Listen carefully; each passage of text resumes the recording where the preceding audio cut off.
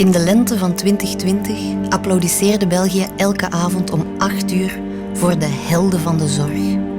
Sindsdien wordt beweerd dat we het doen voor de zorg en dat er geen artsen zijn die niet meegaan in het narratief van de overheid. Toch zijn er best wat onder hen die er compleet anders over denken. In het spreekuur geven wij hen hun stem terug. Want vele van deze dokters werden tijdens de pandemie bijna letterlijk de mond gesnoerd. Door het delen van hun verhalen hopen zij en wij dat onze beleidsmakers beseffen welke menselijke, deontologische en wetenschappelijke fouten er gemaakt zijn. We blijven hopen en ijveren dat er eindelijk eens een echt debat komt en dat kritische stemmen niet langer worden weggezet als marginaal of extremistisch. België verdient de waarheid en als de reguliere media die niet brengt, doen wij het graag in hun plaats.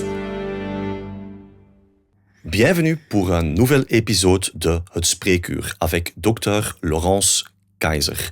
Bienvenue, docteur.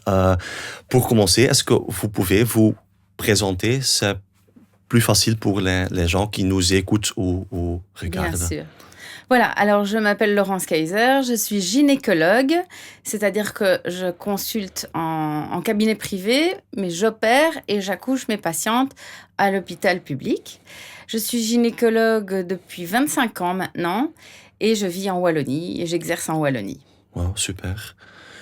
Et vous êtes ici avec nous. D'abord, merci, parce que c'est assez important de laisser la parole, je pense, aux différents docteurs qui ont une autre vision que le narratif de notre gouvernement. Et vous êtes ici, ça veut dire que vous n'êtes pas toujours 100% d'accord avec ce qu'il s'est passé les dernières 2 ans, c'est correct? C'est correct. Mijn Nederlands is te slecht om een interview te doen. Sorry. Non, c'est Donc pas je grave. vais continuer. Ouais. Je suis désolée. Non. Voilà. Et c'est même un avantage parce que on vit dans un pays avec Beaucoup 3 de langues richesses. et c'est aussi intéressant pour nous, je pense, en Flandre, d'avoir des francophones qui nous regardent, quoi. Alors c'est même super qu'on le fait en français, Ok, je pense. merci. Ouais.